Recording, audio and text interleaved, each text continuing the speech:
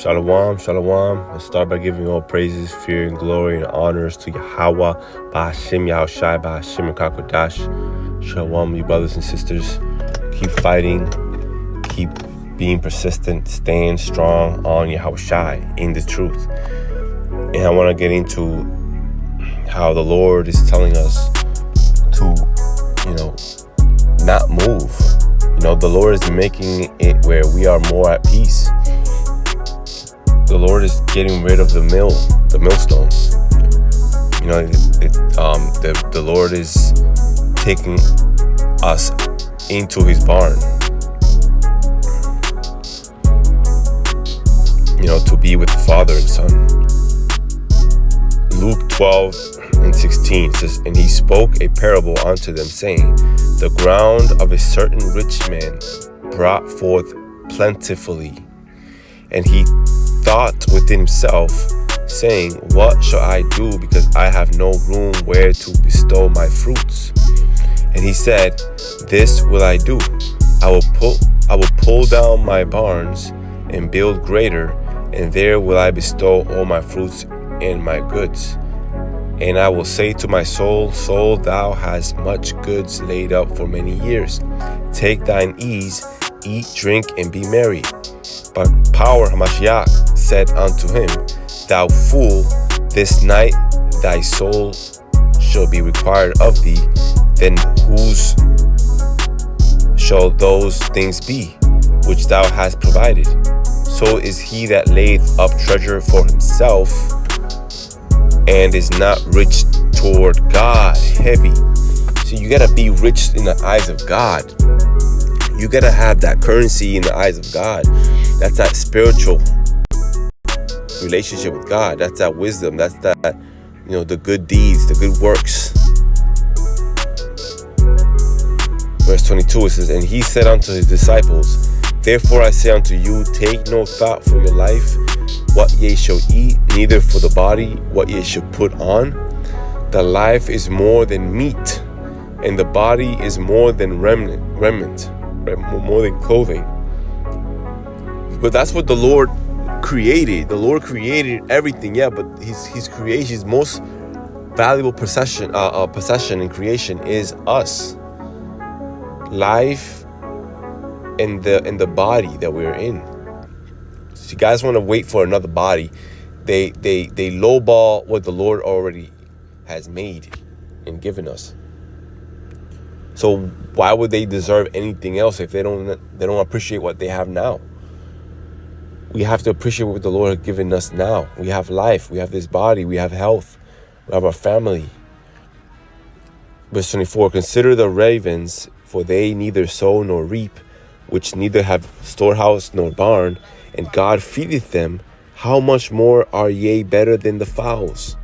And which of you, with taking thought, can add to his stature 1 cubit?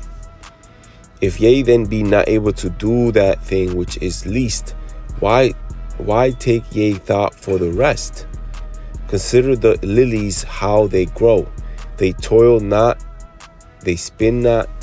And yet I say unto you, that Solomon in all his glory was not arrayed like one of these." Whoo! Heavy. See, you look at flowers, they're beautiful. And no matter how blessed a man can be, you know what I'm saying? It could be one of us. It could be one of the actual prophets, like Solomon. And Solomon couldn't look better than the flower, man, because flower, that's God creation directly. Like the color, the way it looks, the pattern, everything is designed by God. So you can have all the millions of the world, you could be a king and a righteous one too, and you will look good. Solomon is a perfect example, because Solomon and all the prophets, we all look good. You know what I'm saying? We look very good. When you compare a flower, man, a flower is just there. He's not spinning. He's not working. The flowers are not doing anything but just there. God is the one who's making it beautiful. So how much more does God make us beautiful? how much more does God have in store for us?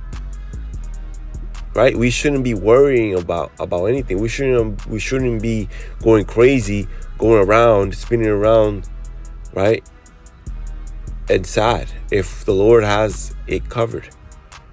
Verse 28, if then God so clothed the grass, which is today in the field and tomorrow is cast into the oven, how much more would he clothe you, O ye of little faith? Man.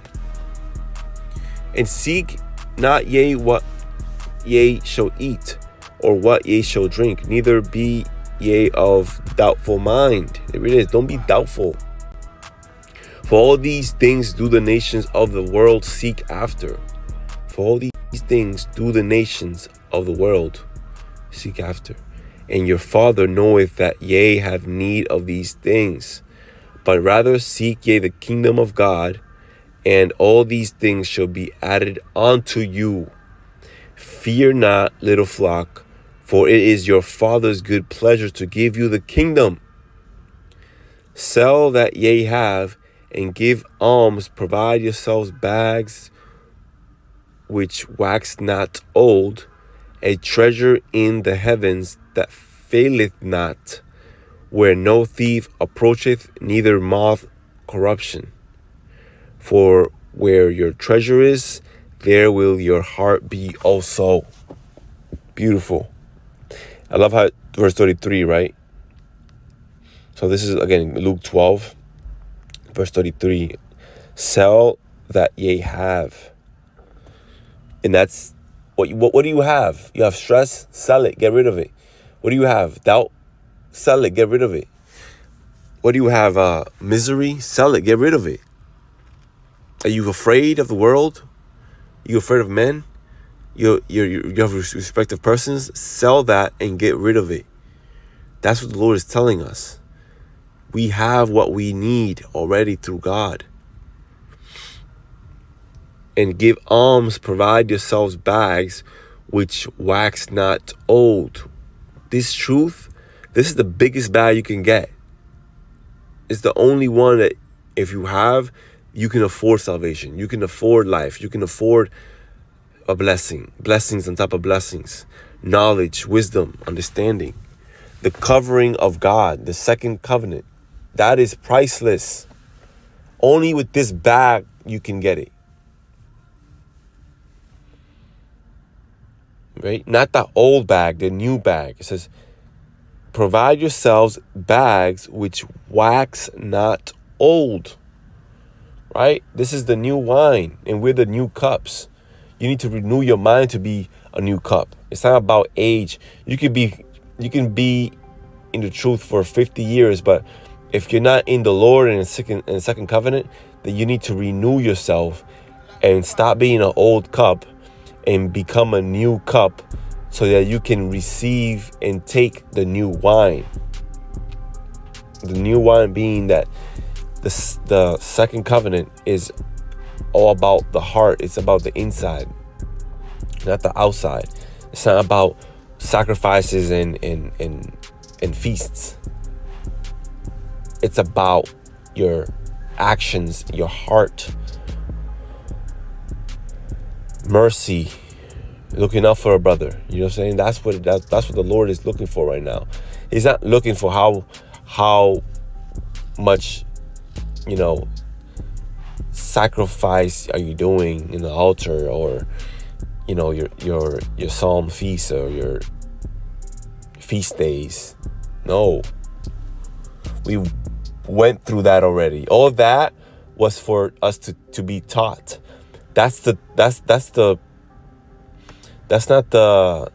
schoolmaster. That's the substitute teacher. They're training us. They're training us like little kids. But now we're warriors. Now we're men. Now we know how to hold the sword. Now we know what this is about. Now we know why our people are like how they are. They're cursed.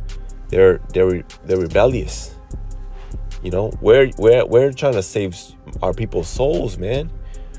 Whether they hear or forbear.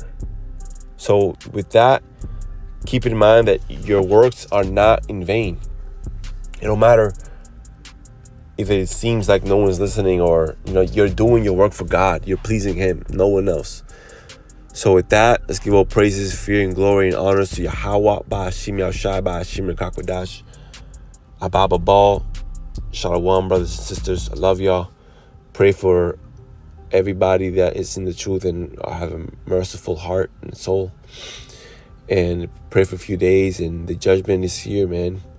It's the third trumpet, the third woe. Just keep your shield high. Don't let the world pull you in. Shalom.